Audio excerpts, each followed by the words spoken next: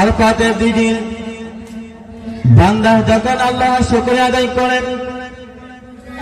বান্দা যখন আল্লাহর কাছে কেঁদে কেঁদে ক্ষমা চায় এবং দুই চোখের পানি ফেলে, আল্লাহ রাব্বুল আলামিন মাগরিবের আগে সকলকে ক্ষমা করার ঘোষণা দিয়ে দেন। সুবহানাল্লাহ। পৃথিবীতে শ্রেষ্ঠ দিন হলো আরাফাতের দিন। খায়রু আইয়ামি ফিল আরদ, পৃথিবীর শ্রেষ্ঠ দিন হলো আরাফাতের দিন।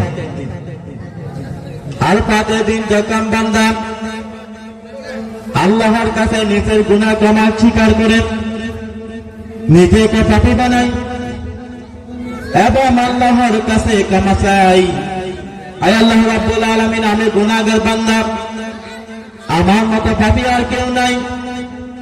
বান্দা যখন দুই চোখের পানি ফেলে আল্লাহর কাছে ক্ষমা চাই, আল্লাহ রাব্বুল আলামিন মাগরিবের আগে আরাফাতের ময়দানে সকল হাজীদেরকে ক্ষমা করার ঘোষণা দিয়ে দেন। সুবহানাল্লাহ। এই জন্য শয়তান নিজেকে খুব অপমানিত অপদস্থ মনে করে। আমাদের মিশন হবে একটা, আল্লাহ এবং তার রাসূলকে খুশি করা। কোন নেতাকে খুশি করা নয়, কোন পীরকে খুশি করা নয়, কোন মন্ত্রীকে খুশি করা নয়। আমাদের মিশন হবে একটা, আল্লাহ এবং তার রাসূলকে খুশি করা। অনেকে আছে তার নেতাকে খুশি করার জন্য অনেক কিছু করে, কিন্তু সে বলে যায় আমার আল্লাহ একজন আছে। বিশ্ব নবী রাসূল সাল্লাল্লাহু আলাইহি ওয়াসাল্লাম সবসময় দোয়া করতে থাকতেন, আল্লাহুম্মা জাআলনি সাবুরা ওয়াজআলনি শাকুরা ওয়াজআলনি ফি আইনি সাগীরা ওয়া ফি আ'য়ুনিন নাসি কাবীরা। আল্লাহুম্মা জাআলনি সাবুরা, হে আল্লাহ আপনি আমাকে ধৈর্যশীল বানান। আমাদের মাঝে ধৈর্য নাই, আমরা অল্পতে অস্থির।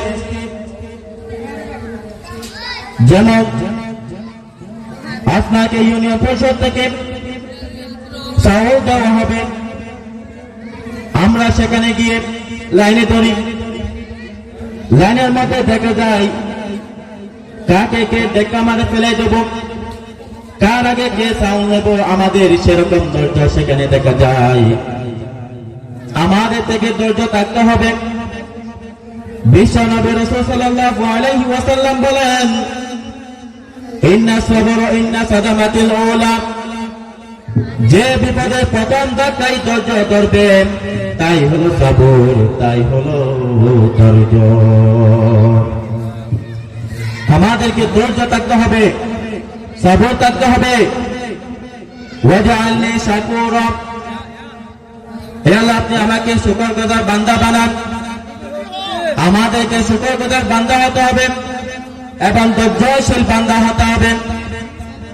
আমার বিশ্ব নবী সে শুকরগুজার বান্দা আর কেউ আছে কি? না, আমার বিশ্ব নবী সে শুকরগুজার বান্দা কেউ নাই। আমাদেরকে শুকরগুজার বান্দা হতে হবে। বিশ্ব নবীকে এমন কোন তাবুত নাই, অপমান করে নাই, অপমান নির্যাতন করে নাই।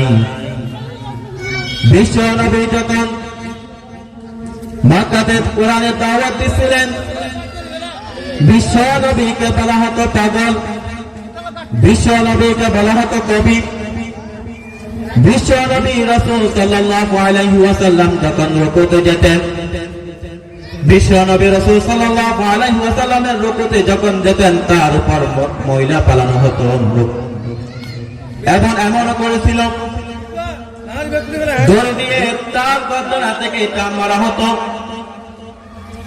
বিশ্ব নবীর গাড়ির চামড়া দুইবারে ছিঁড়ে গিয়েছিল। বিশ্ব নবীকে এত নির্যাতন করার পরে, এত কষ্ট দেওয়ার পরে বিশ্ব নবী তাদের থেকে প্রতিশোধ নেন। বিশ্ব নবী রাসূল সাল্লাল্লাহু আলাইহি ওয়াসাল্লাম এত নির্যাতন করার পরে সকলকে ক্ষমা করার ঘোষণা দিয়ে দেন। সুবহানাল্লাহ। বিশ্ব নবী রাসূল সাল্লাল্লাহু আলাইহি ওয়াসাল্লাম যখন মক্কা ছেড়ে চলে যাচ্ছেন, বিশ্ব নবী রাসূল সাল্লাল্লাহু আলাইহি ওয়াসাল্লাম যখন চলে যাচ্ছেন বারবার মক্কা দিকে তাকাই থাকতেন।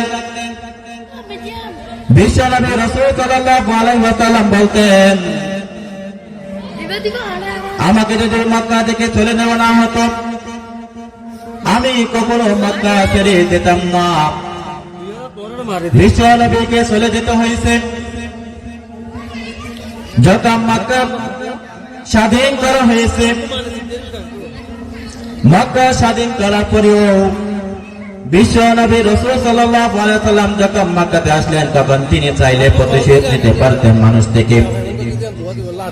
বিশ্ব নবী রাসূল সাল্লাল্লাহু আলাইহি ওয়াসাল্লাম প্রতিশোধ নেন নাই। বিশ্ব নবী রাসূল সাল্লাল্লাহু আলাইহি ওয়াসাল্লাম যারা বড় বড় লিডার আছে তাদের ছাড়া আর যারা মানুষ আছে তাদের সকলকে ক্ষমা করার ঘোষণা দিয়ে দেন। সুবহানাল্লাহ।